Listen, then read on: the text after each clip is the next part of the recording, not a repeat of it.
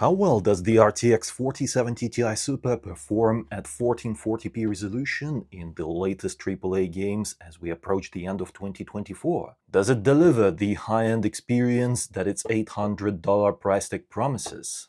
Let's find out. I'm using the MSI Gaming X Slim 4070 Ti Super paired with the Ryzen 7 9800X3D CPU as part of the Be Quiet PC build powered by MSI.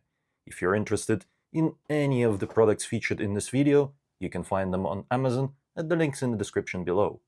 Let's start with STALKER 2. This game is very CPU as well as GPU demanding, so it will be like the ultimate test for the 4070 Ti Super as well as the 9800X3D. We are using 1440p, field of view is 100, and the graphics quality is absolutely maxed out. Everything on Epic, with the exception of depth of field and motion blur, because I don't like those blurry effects. I turn them off.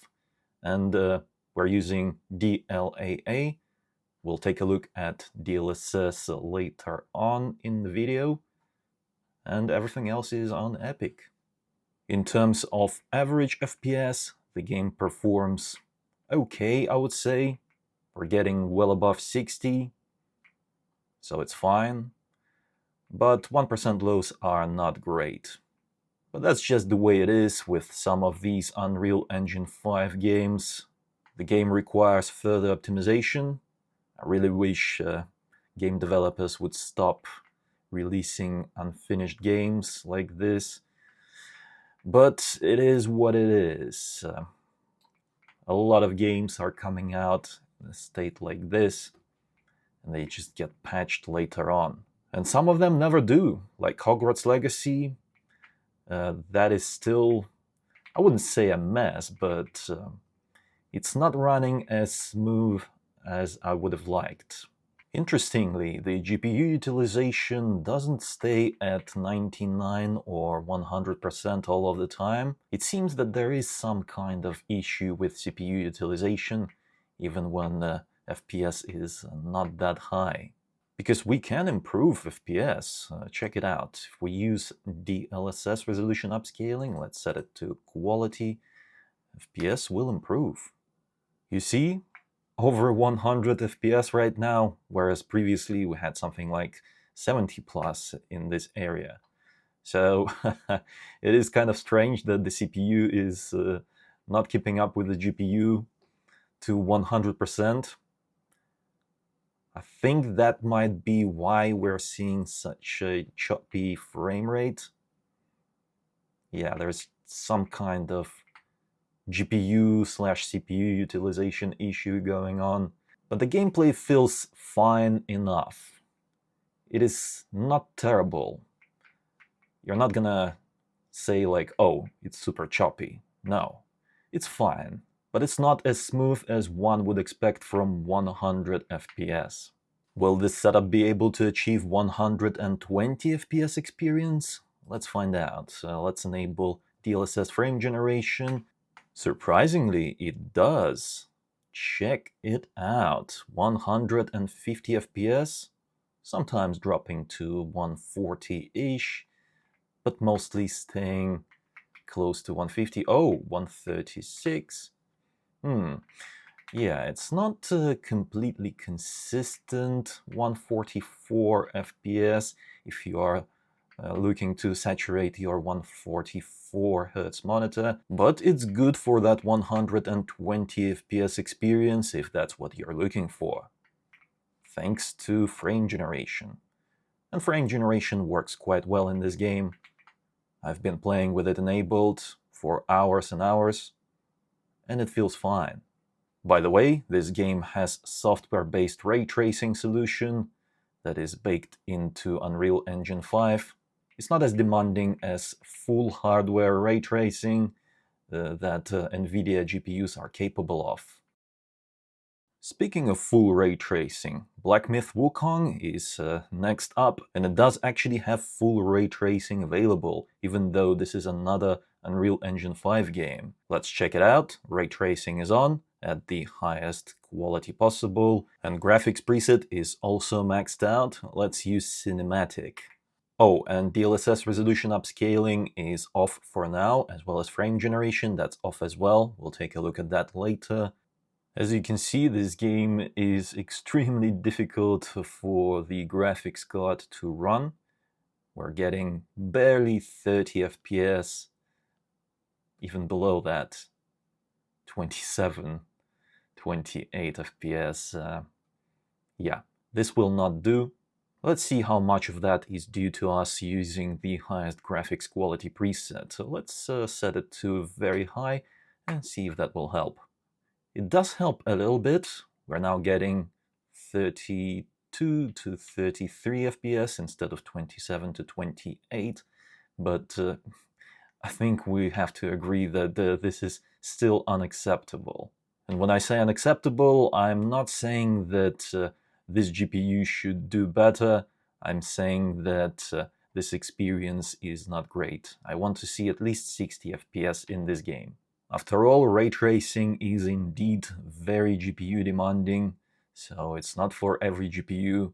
Let's give it a helping hand and use DLSS resolution upscaling.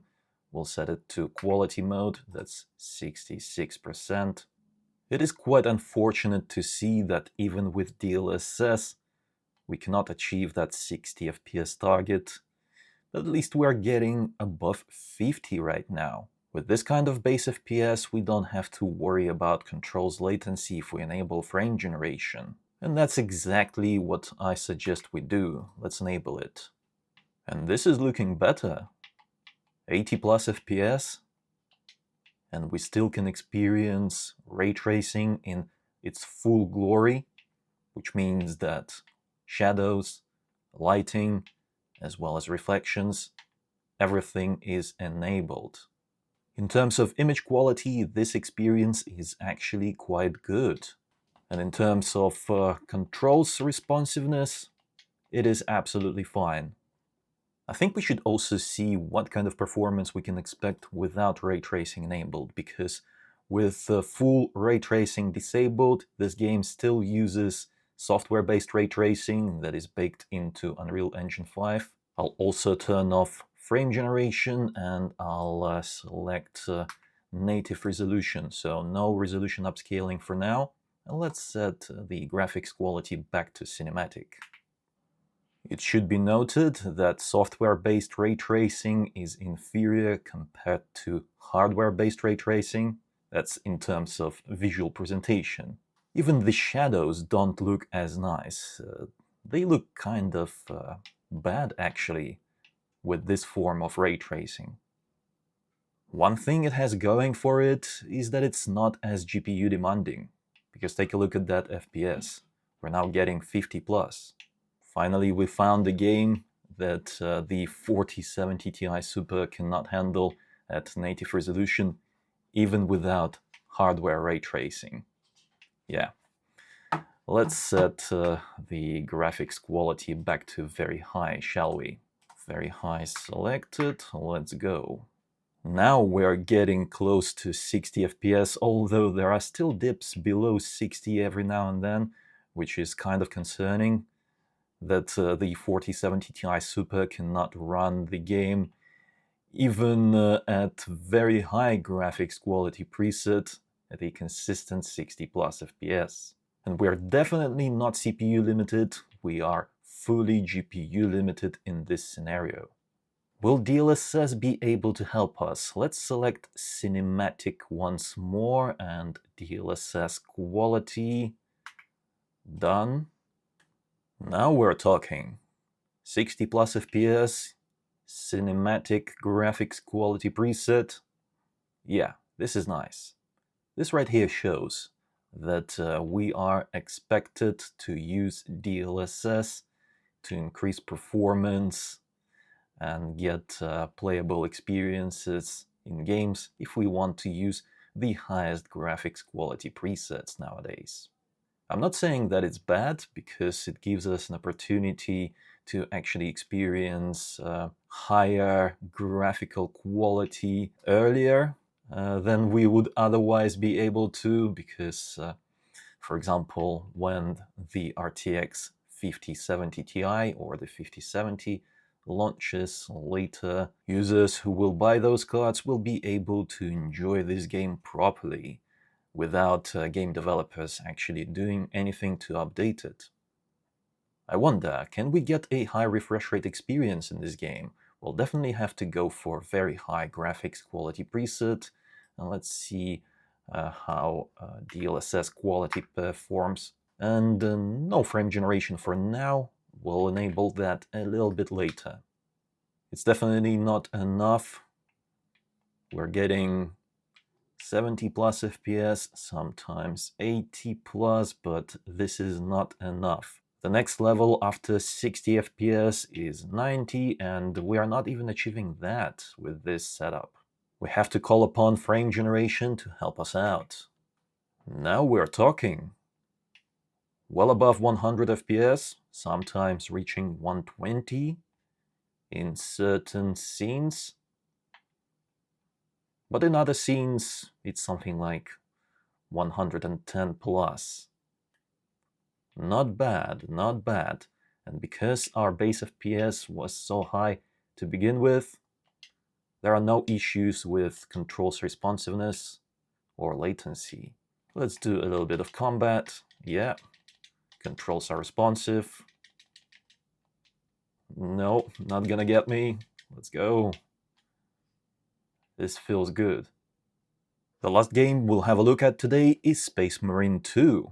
1440p native resolution, no DLSS for now, but we'll take a look at that later.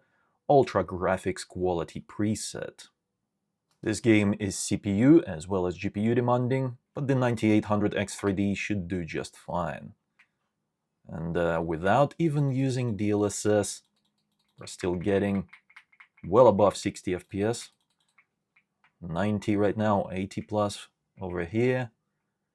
Let's see when we engage a lot of enemies, what will happen. Still 80 plus. Yeah, 75, 76. Whoa. Alright, 73 was the lowest number I've seen so far. And just take a look at this horde. That is a lot of enemies.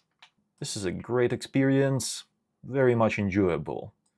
I like how this game runs. Although there are still small stutters every now and then present in the game, but the overall experience is pretty smooth. But why not get even more FPS with DLSS set to quality, because we're not losing that much in terms of the overall image quality.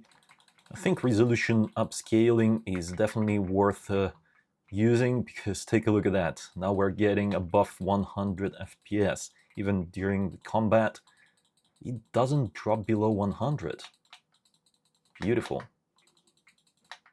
Oh, let's go. Oh, I'm getting surrounded. I choose resolution upscaling every time when I play a game like this, because having more FPS is very beneficial in this case. The smoother the gameplay, the more advantage you have versus these hordes. Especially when it comes to an enemy pack like this one here. Oh, this is huge. Awesome. I love this game. Fighting hordes of enemies is fun. And take a look at the CPU utilization. It is actually quite high for such a CPU, 40+%. Wow. In conclusion, you can still use the 4070 Ti Super at 1440p to get a good experience and experience the highest graphics quality presets in most games at 60 plus FPS native resolution. However, that is not true for every game. As we've seen with Black Myth Wukong, that is not possible without the help of DLSS. And when it comes to high refresh rate experiences, something like 120 plus FPS, we can only achieve that by using resolution upscaling and frame generation. As a result, the 4070 Ti Super is still a good 1440p gaming card, but personally I prefer using it to game on a 4K monitor. It is just a better experience, and I've done a video about that recently. You can check it out at the link in the description below. And if you're interested in any of the products featured in this video, you can find them on Amazon at the link in the description below. Check it out. Let me know in the comments, what do you think about this setup?